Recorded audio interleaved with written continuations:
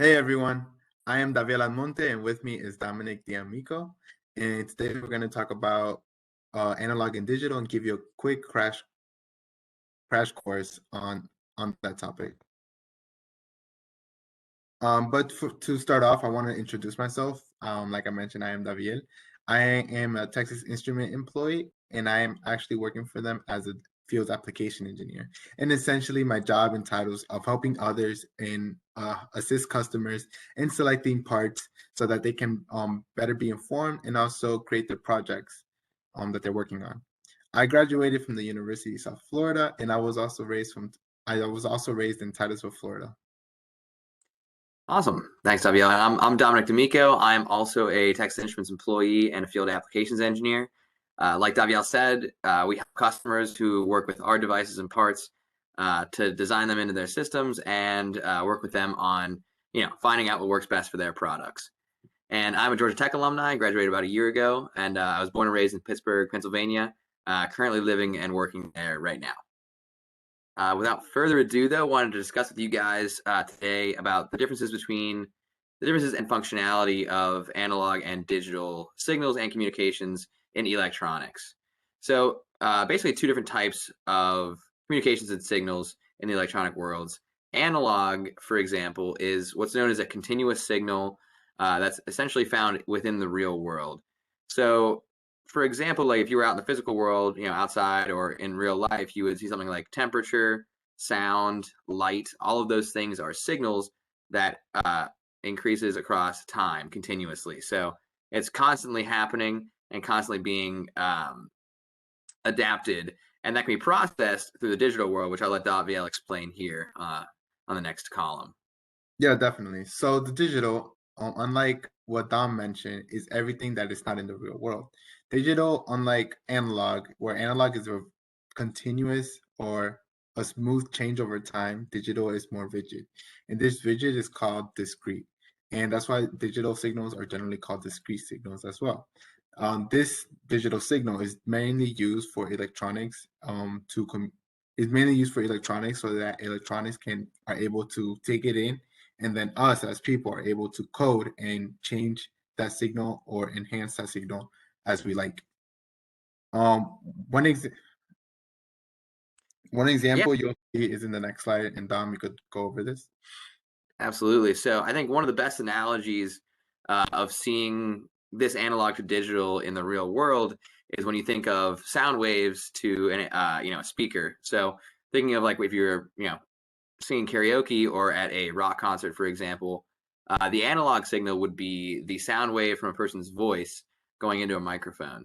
And so what happens basically is that sound wave, the analog signal, goes into the microphone.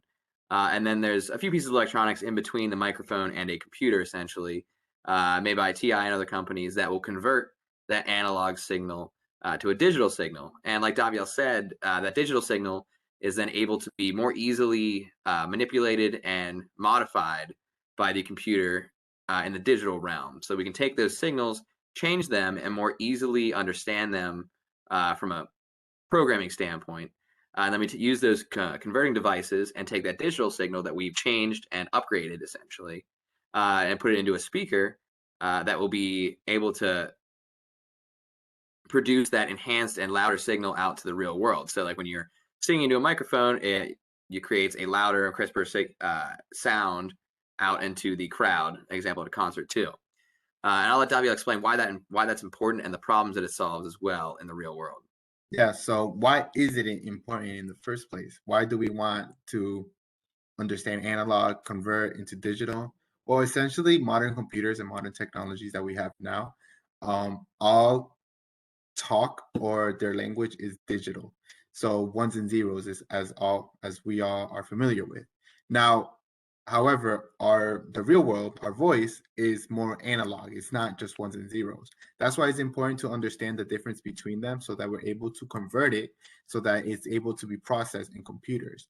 Now, this whole processes that the computer does allows us to have different voices, modulation, be louder, be softer, and we are able to bring in different applications just because we're able to understand the difference between analog and digital. as we can see as another example in the next slide, we have a project that Dom and I created where we got an analog signal. In this case, it was the ambient light in the surrounding room. And we're able to use a chip in order to communicate that analog signal to a miniature computer or microprocessor. Now we're able to because we were able to change it to a digital signal, we're able to code it and then output a result. And as you can see, we're able to give it value whenever there's more light versus when it's dark. Yeah, thanks, Daviel. And that kind of explains what's happening on this board here. And just to give a little background as to what we do at TI. So, a lot of our company is built around making these smaller devices that can take in analog signals and perform different functions. So on this board here, you'll see those little tiny black boxes essentially. And those are components that we make at TI that actually allows us to read in signals from the real world and perform tasks in the electronic world. So at the top of that board, you'll see analog sensors like temperature sensors, humidity sensors, and an optical sensor, a light sensor, like Daviel just explained here. And those sensors take in those analog signals from the real world and transfer that to the digital realm. And then we can use those digital signals to perform different tasks that we enable through different engineering processes, essentially. And that's kind of just a small part of what we do at TI. And we help our customers work with these parts to help better their own products. So to wrap up, I just want to go over exactly what we learned, and today, and essentially we talked over about what's the difference between the analog and also digital, and the importance between them both. Also, we went over some real world applications such as the audio signals into converting into a digital, then back to analog, and then also real world application where Dom and I actually created a system where I actually took an analog signal in, and then we were able to use analog signal in, convert it to digital, and then use that information to give us an output that we want to see. Yeah, and like Daviel said, these have a lot of applications in the real world, and much of our job at TI is based around working between the analog and digital languages. As a matter of fact, in most companies and most engineering in general, you'll see two different types of engineers since these fields are so broad. We'll have different types of analog engineers and digital engineers who both work in specifically the analog realm, so the real world with electronic components that read in that type of communication, or engineers who work in the digital realm, a lot of programming, coding, the kind of things you'd see in more of a computer science world. But like I said, this is a big part of our job and most engineers' jobs in general is to figure out this type of difference between analog and digital.